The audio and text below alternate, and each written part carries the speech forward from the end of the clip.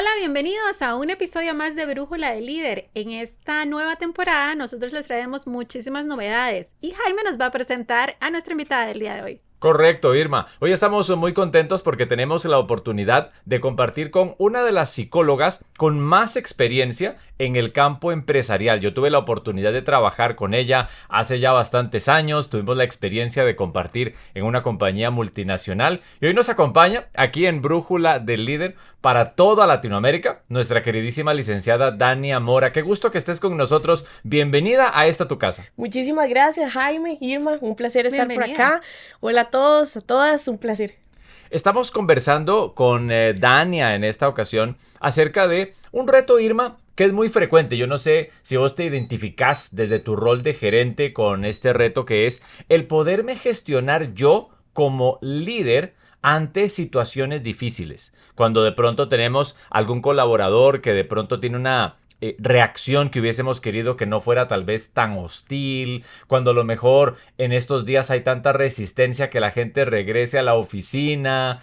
No sé qué de esto de pronto hace que vos digas, sí, yo necesito herramientas como líder para poder gestionarme a nivel emocional y poder tener la mejor respuesta ante una situación adversa. Sí, efectivamente, yo creo que hemos hablado en el transcurso de los diferentes episodios que hemos tenido de esas herramientas que damos para que tanto los colaboradores vayan formándose para poder manejar este tipo de situaciones, pero nosotros como líderes necesitamos también tener esas herramientas para saber cómo podemos atacar cada una de esas situaciones. En mi caso, pues te puedo decir, a veces uno se queda sin palabras ante algún tipo de situación que te traen, que tú dices, no sé cuál es la mejor manera de contestar. Entonces, no sé, Dania, ¿qué tips nos puedes dar para nosotros podernos gestionar y estar preparados para poder afrontar de una manera positiva todo esto? ¿Verdad? Claro, y es que eso no, ¿verdad? No es algo solo inherente de un líder o de un gerente. Esto nos pasa a todos como seres humanos. Y a veces nos quedamos sin palabras, pero a veces más bien hablamos de más. Bueno, ¿verdad? Sí, completamente que entonces tiene que ver justamente con la gestión que tenemos de nuestras emociones, rasgos de personalidad, características del conflicto que se está trabajando también. Y en términos generales es como este malestar que podemos estar experimentando cuando la situación no está bajo control. Bueno, y cuando decías, a veces hablamos de más, pero a veces ni hablamos, ni decimos, pero nuestro cuerpo, nuestros ojos, Sí, nuestros gestos hablan por nosotros, sí. ¿verdad? Se dice que un 73% aproximadamente de la comunicación en un momento que estoy con otra persona se da con el lenguaje corporal. Y solamente un 5% más o menos tiene que ver con lo que estoy diciendo. Todo lo demás es cómo me expreso, las palabras que utilizo representan el porcentaje restante, ¿verdad? Sí. Pero el cuerpo, cómo gesticulo, cómo utilizo las manos, mi tono de voz, absolutamente todo eso comunica incluso más que las palabras que estoy diciendo. Y en los conflictos, muchas veces lo que estamos tratando tal vez de hacer es enmendar alguna situación que está compleja, pero tal vez nuestro tono, nuestra gesticulación es lo que más bien pone un conflicto en la mesa. ¿Sí? Porque no me gustó cómo me habló, porque hizo como así el gesto y entonces ya yo pensé que era conmigo. Y sí, efectivamente se puede malinterpretar también el lenguaje corporal, es muy importante cuidarlo. Ahora, será un tema de tiempo, porque yo, por ejemplo, cuando empecé mi carrera como gerente, hace muchas libras ya, yo fui flaco y no lo valoré. Cuando yo empecé mi carrera como gerente, definitivamente que tenía un muy mal manejo de esto. Yo tenía un muy mal manejo de mis emociones. Era el típico gerente que todo el mundo le tenía miedo. Y ahora con los años me encuentro en un momento de mi vida ya bastante más madurón, en donde yo digo, mira, definitivamente lo que hacía en el pasado para poder gestionarme en ese tipo de situaciones complicadas, digamos, estaba absolutamente perdido. Entonces digo yo, ¿qué tanto de pronto será el tiempo? ¿O será más allá de nada más que uno se haga más viejo, lo que le permite a uno gestionarse mejor en esas circunstancias? Bueno, pensaría que definitivamente la madurez, ¿verdad? Y la experiencia que vas adquiriendo con los años te da una perspectiva diferente de las cosas. A lo mejor ya no le das tanta importancia a cositas que antes te detonaban, ¿sí? Porque viene justamente con esta evolución de madurez del adulto. Sin embargo, yo sí lo atribuiría muchísimo más a qué tipo de recursos o qué tipo de preparaciones buscabas para poder manejar el conflicto. Lo que pasa es que muchas veces sucede que el líder es muy bueno en lo que hace, posiblemente sea hasta un referente en su parte técnica y demás, pero en el momento en el que se trata de relacionarse o de gestionarse emocionalmente, entran otros factores, otras características que hacen que esta persona el conflicto no lo sepa manejar de la mejor manera. Estamos hablando de que por lo general, y no digo que todos los líderes tengan estas características, pero normalmente a quienes se les dificulta más hacerlo, sí lo tienen. Estamos hablando de un alto nivel de perfeccionismo. Esas serían como las claves para yo identificar si es fácil o no gestionarla en un líder. Exacto, no, más que eso es más como que el líder, ¿verdad? Que tal vez nos están escuchando en este momento, probablemente pueda decir, bueno, si yo tengo alguna de estas características, es posible que sea por esto que también esté dificultándose la gestión emocional. Alto nivel de perfeccionismo, le cuesta delegar, le cuesta muchísimo delegar. Es una persona que tal vez es muy impulsiva o muy, ¿verdad? Emocional en el sentido de que enciende rápidamente.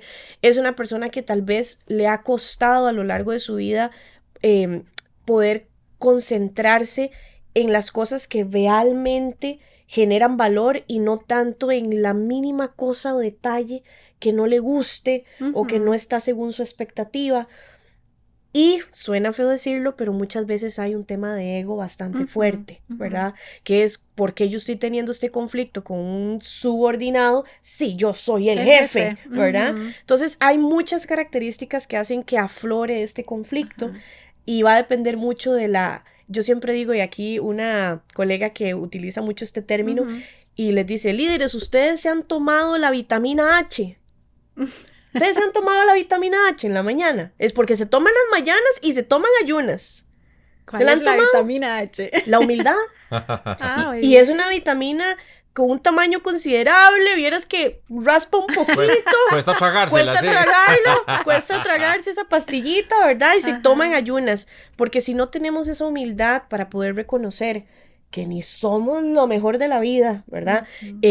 Intentamos ser nuestra mejor versión siempre, pero si no tenemos esta humildad de reconocer que en un conflicto hay otras voces, hay otras opiniones, hay otras cosas que interfieren más allá de lo que yo deseo, de lo que yo quiero, va a ser difícil que esa persona pueda gestionar el conflicto hacia afuera y muchísimo más hacia adentro, ¿verdad? Ahora, ¿vos crees que sea un asunto de... Reconozco el ego del que hablas, me veo muy reflejado. Dania, que trabajó conmigo muchos años, lo sabrá. Pero... Luego hacemos un podcast sin Jaime. Está bien, acepto. Pero creo que... Y yo capto, digamos, esa necesidad, digamos, de tomarse esa humildol de 500 de la que estás hablando. Sí. Pero en mi caso yo recuerdo y hago mucha referencia a cuánto miedo yo tenía de fracasar en ese momento. La primera vez que a mí me promovieron, en el año 2002, yo con el tiempo encontré que me asustaba fracasar. Y entonces mis conductas, lejos de ser un ego sin razón, era mucho desde el temor. Desde el temor. Claro, es que, vamos a ver, ¿cuál es la virtud máxima del ser humano? Muchos dicen que es un valor, pero es una virtud del ser humano, el amor. ¿Cuál es el antónimo o el antítesis del amor? Mucha gente diría el odio, pero no, es el miedo. Del miedo es donde se derivan muchas de las características no tan buenas que podríamos tener, digamos, hacia las personas, pero principalmente hacia nosotros mismos. Y efectivamente, el miedo es una de las cosas que hace que las personas actúen de ciertas maneras que se camuflarían con ego, con, ¿cómo se llama esto? Ganas de protagonizar, o que tal vez se cree más que la gente y demás, y realmente es una inseguridad muy grande que hay por por fracaso, ¿verdad? Por Dice, equivocarse. dice Martín Valverde, un cantautor Ajá. católico, dice Martín Valverde que el miedo se sabe disfrazar. El amor es verdad de pe a pa, dice Martín Valverde. Qué lindo, sí, total y absolutamente. Y algo, ¿verdad? Que cuando el miedo te sirve o para paralizarte, no tomar acción sobre lo que realmente tenés que tomar acción, llámese corregir una actitud, corregir un pensamiento, atender de una mejor manera un conflicto, también te sirve para tomar acción, para avanzar, porque la cuestión no es hacerlo por hacerlo, es que vos tenés miedo, ok, pero hacelo, ¿verdad? ¿Qué se ocupa para ser valiente? ¿Qué se ocupa para...? Aventarte, intentarlo. Pero hay algo que se ocupa para poder decir soy valiente. Porque si haces las cosas solo por hacerlas, estás siendo altruista, buena persona, todo lo que usted quiera. Pero si no tenés miedo, ¿cómo sos valiente? Para ser valiente hay que tener miedo.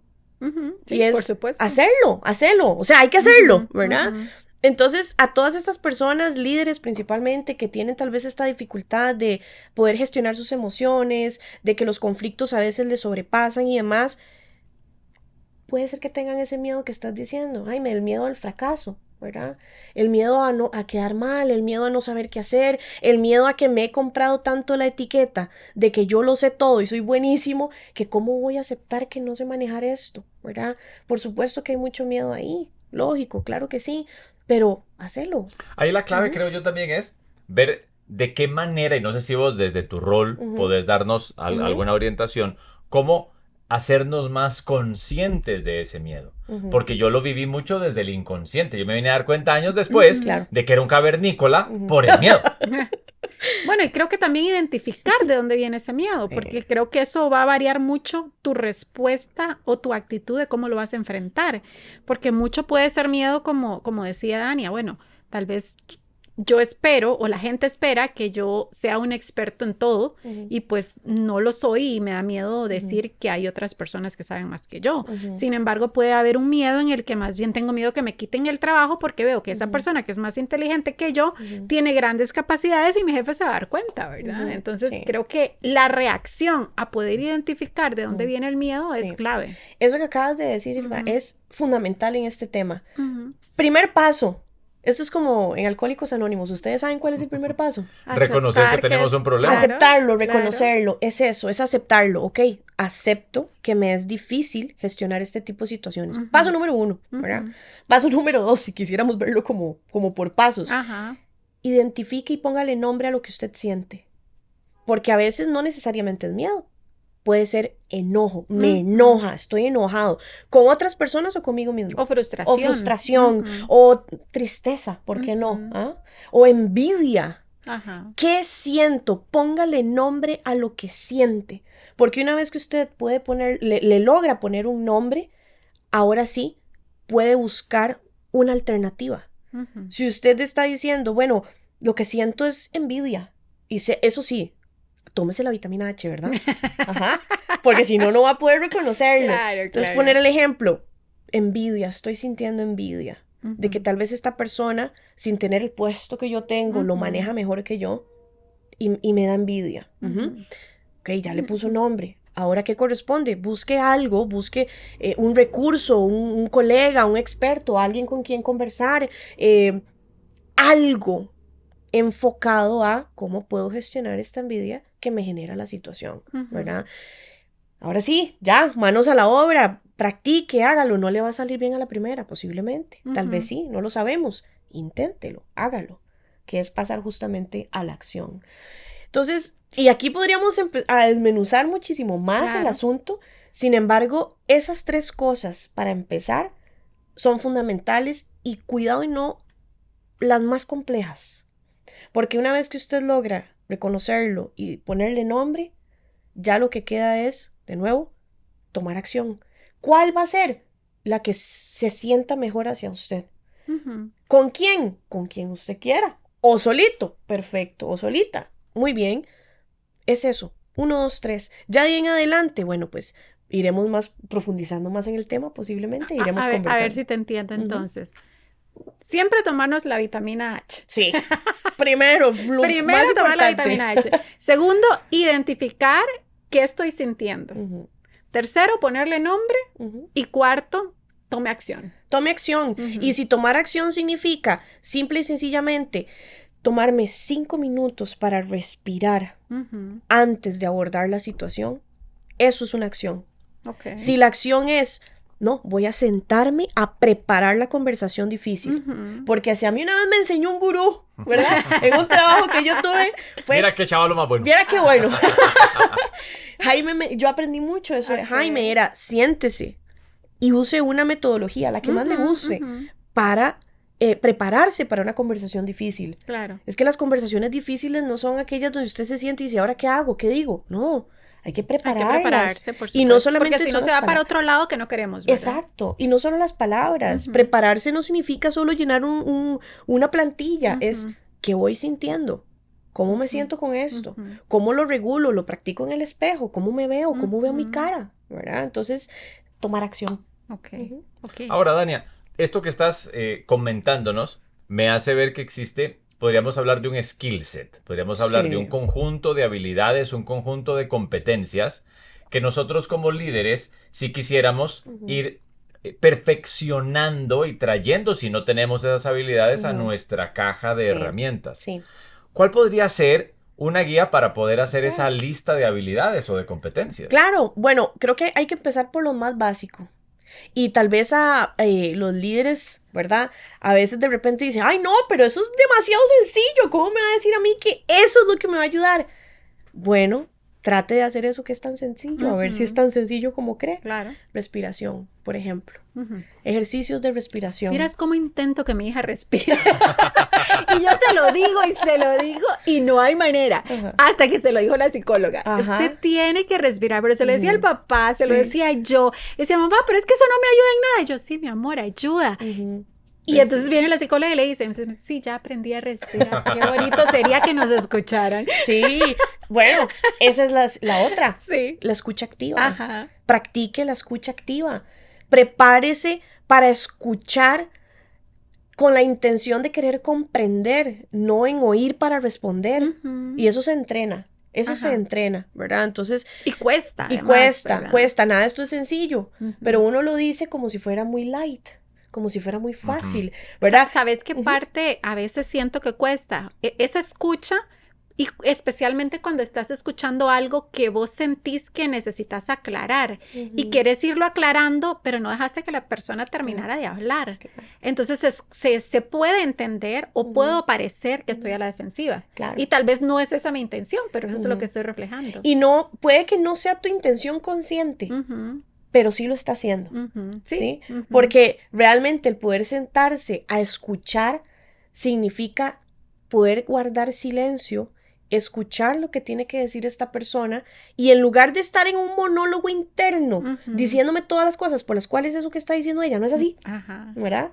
Es escuchar en silencio, sin juzgar. Y cuando venga mi oportunidad, mi turno para poder conversar, aclararé los puntos que considere que tenga que aclarar, ¿verdad? Pero si mientras yo escucho a la persona, ¿verdad? Estoy oyendo posiblemente nada más, estoy internamente preparándome para qué le voy a responder y cómo le voy a debatir y qué... Lo que vas a hacer es alimentar el fuego del conflicto. ¿Pero qué recomiendas? Bueno, porque a mí me pasa, ¿verdad? Yo sí tengo una conversación interna en mi cabeza.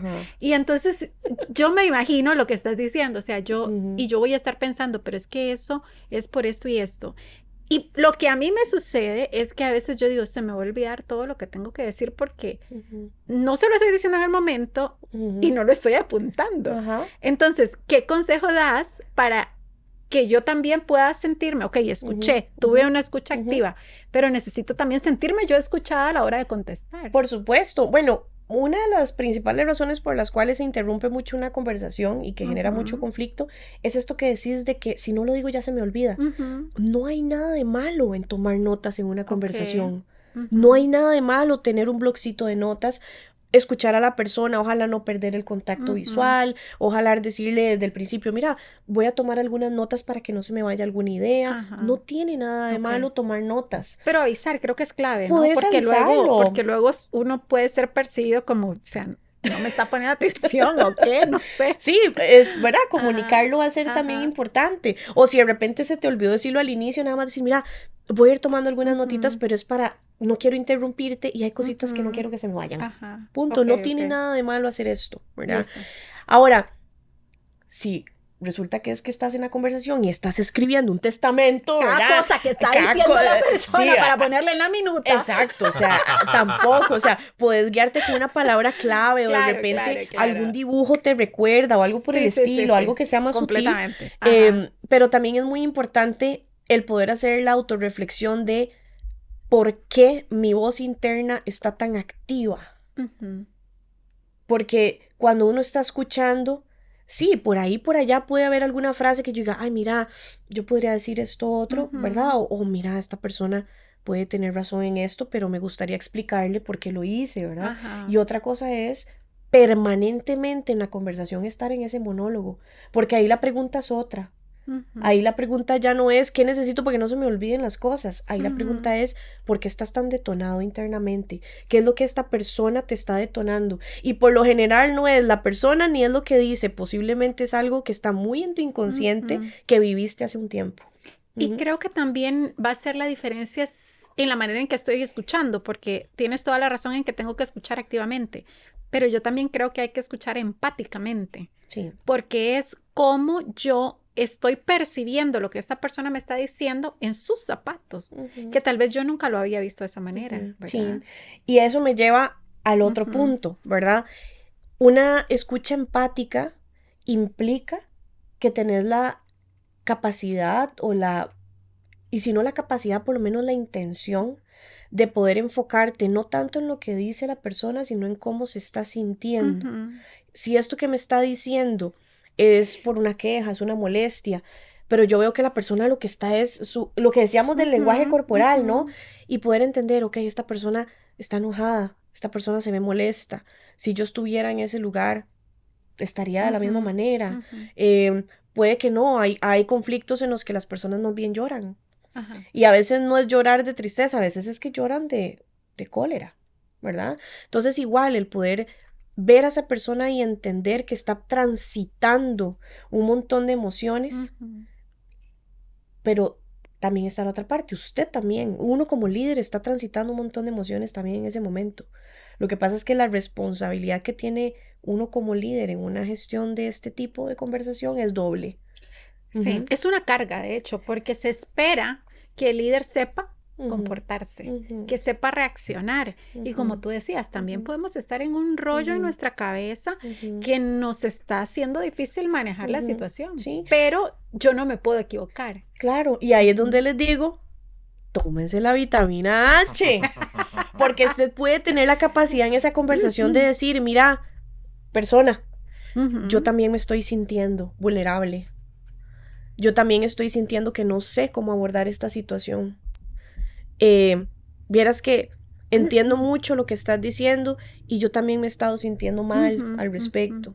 O ese proyecto o ese conflicto o esto que me estás trayendo a la mesa, yo tampoco sé cómo gestionarlo, Ujú. tampoco sé cómo abordarlo, pero conversémoslo, hablemoslo. ¡Uy! Cuesta decir eso, ¿verdad? Sí, claro. Pero cuando uno de verdad logra interiorizar mucho esta metáfora de tomarse la vitamina en la mañana, Ujú. y he tenido, hay empresas en las que he llevado esta metáfora gracias a mi colega que les decía, esta metáfora no Ajá, es sí, mía, es sí, de una sí, colega sí. que se llama Adriana.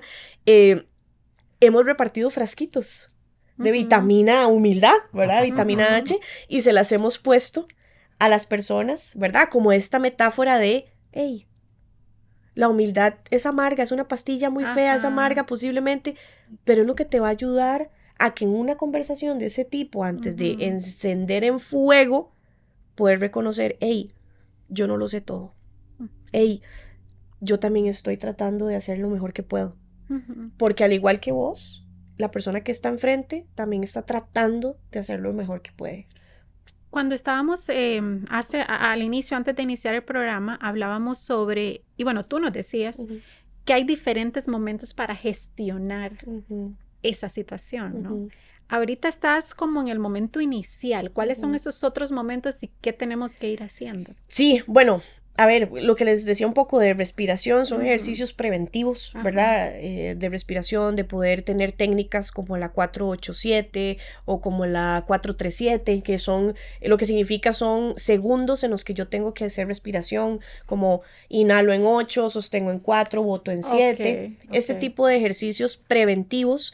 La respiración está científicamente comprobado, confirmadísimo, que es una de las cosas que ayuda a nivel sistema nervioso y sistema límbico principalmente a bajar los niveles de estrés, los niveles de ansiedad también, y por ende tener una mejor respuesta fisiológica y pues de comunicación. Y esto es por la oxigenación, supongo yo, sí, del cerebro. Es por la oxigenación y también por el hecho de que la amígdala principalmente, que es como ver un garbanzo.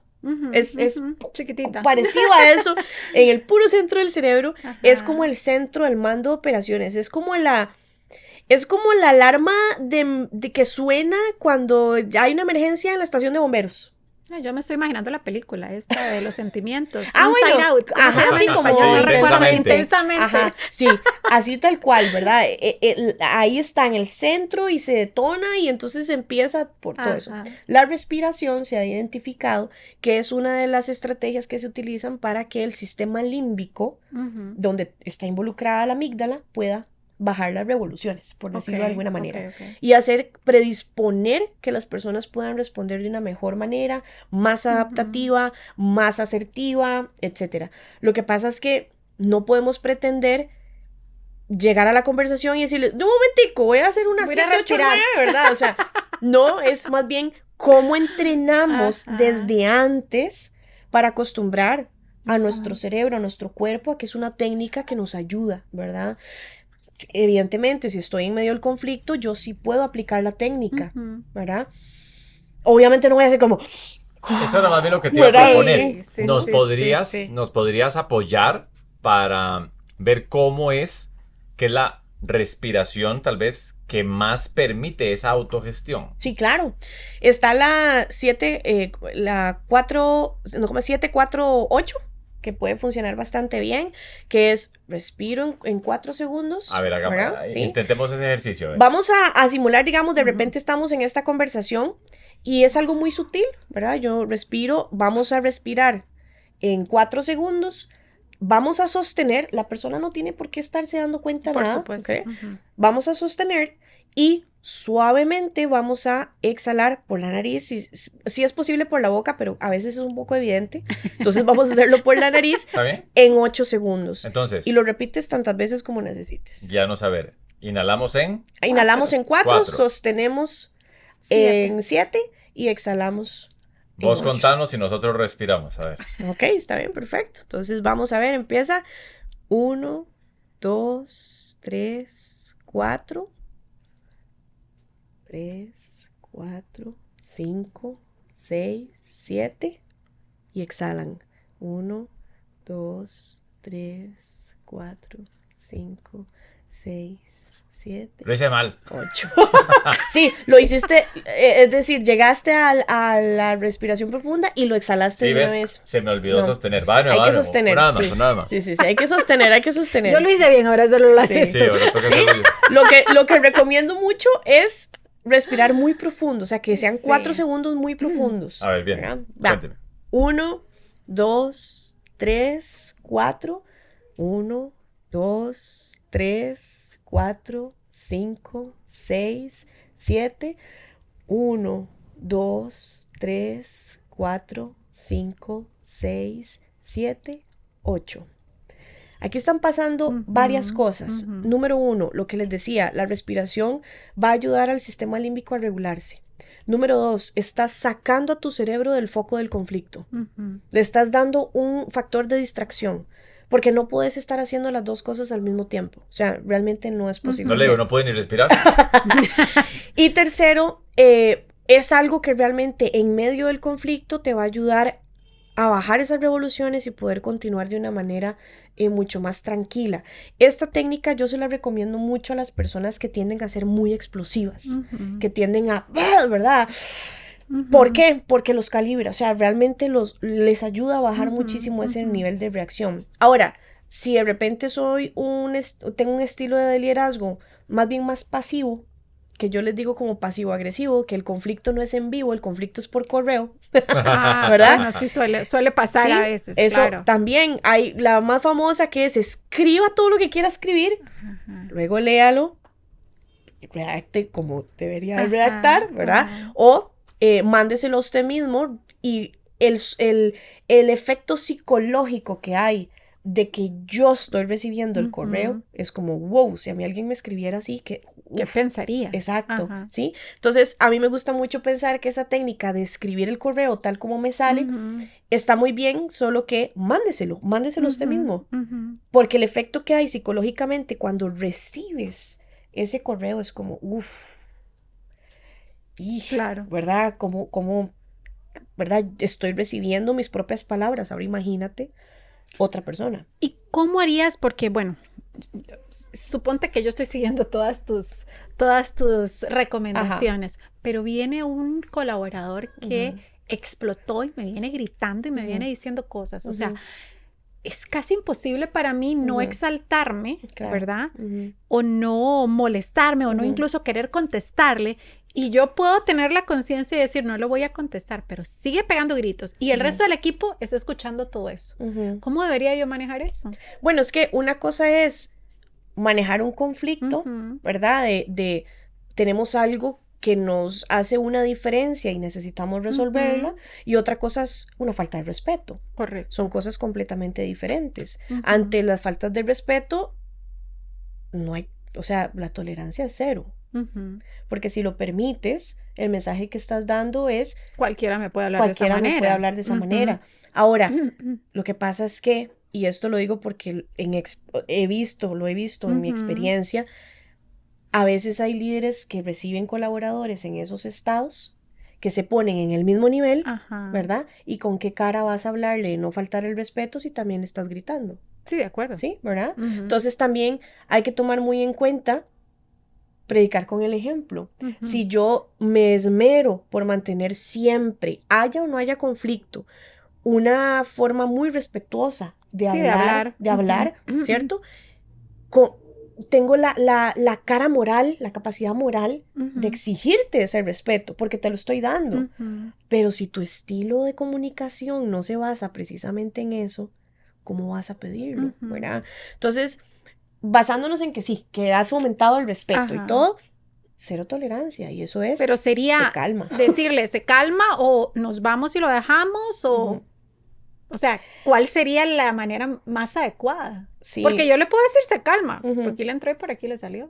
Sí, no, y no hay nada peor que echarle canfín al fuego, ¿verdad? Sí, de acuerdo. Decirle se calma a una persona que está completamente fuera de sí. O tenga paz, a mí, yo soy enojada y me dice tenga paz y yo los mando a freír tacos, ¿verdad? Sí, exacto. Entonces, ¿qué recomiendo yo en ese tipo de situaciones? Reflejar la conducta, es decir, verbalizar lo que estoy viendo, ¿verdad? Como, mira, Jaime, te estoy viendo muy alterado, estoy viendo que estás muy enojado, puedo comprender que estés pasando por un momento muy complicado, voy a pedir que bajes el tono, o voy a pedir que, por favor, tómate un momento y conversamos en unos minutos, o te voy a dejar acá un momento para que puedas tranquilizarte un poco y regreso en unos minutos, ¿verdad?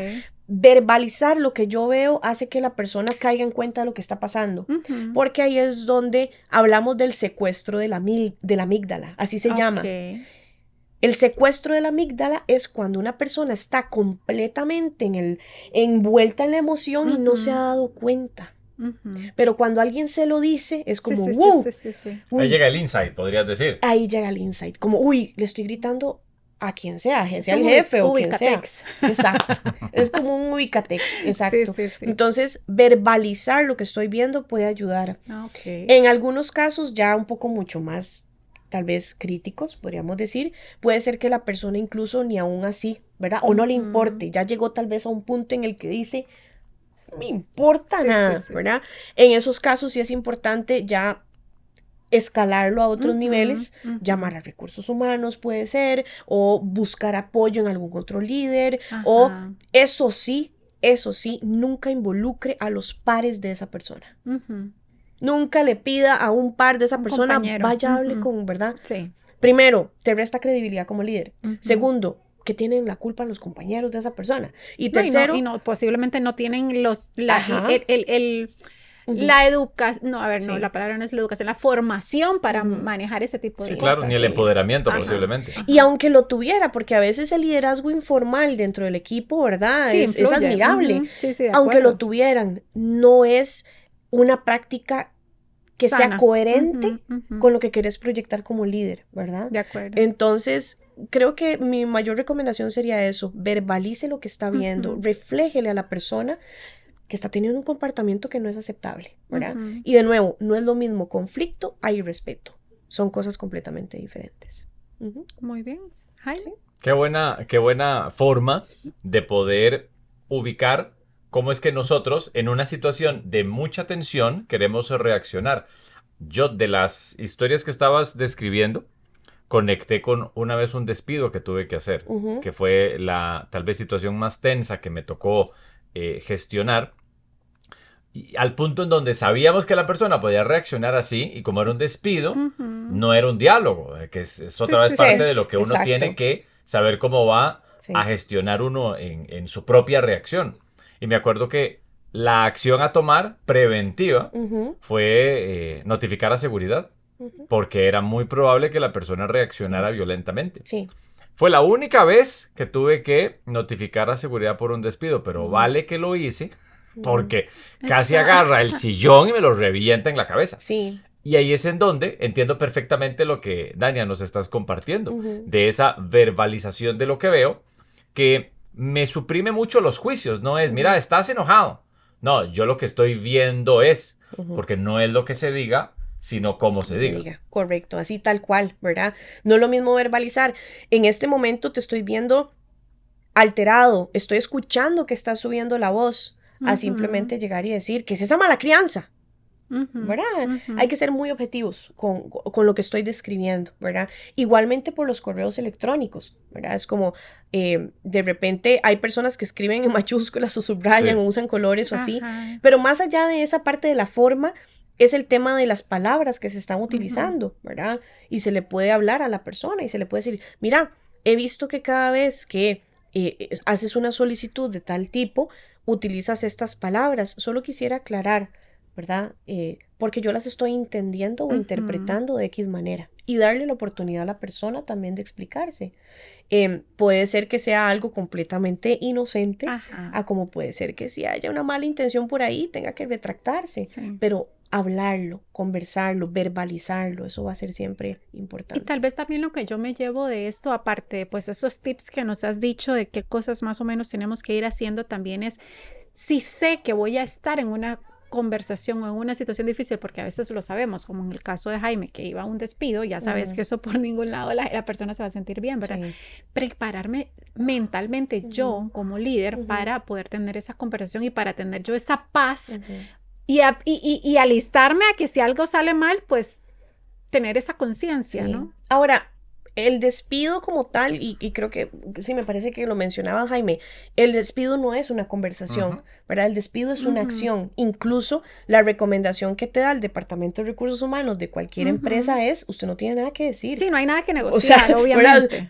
Nada más, te agradecemos, aquí está, que le vaya muy bien y retírese de la sala, ¿verdad? Sí. Sin embargo, sí, efectivamente hay reacciones emocionales muy fuertes, pero que ese es el conflicto, la reacción de la persona, no tanto la conversación, ¿verdad? Entonces, ahí habría que distinguir, y yo, en ese ejemplo en particular, siempre apoyarse en equipos que sean los que puedan moderar las acciones adecuadas, porque también hasta hay un tema legal, ¿verdad? Sí, de acuerdo. Sí. Bueno, tal vez para terminar, las personas que nos ven son líderes, hay algunos líderes ya formados o personas que están queriendo empezar a tener posiciones de liderazgo, y tú lo decías, a veces hay personas que trabajan que tal vez no son gerentes, no son team leads o algo así, pero tienen un rol por alguna razón en el que tienen que ser líderes. ¿Qué consejo le darías a estas personas nuevas para irse formando?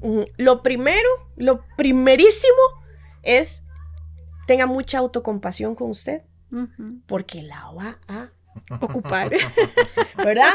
La van a necesitar porque no son perfectos, porque están aprendiendo.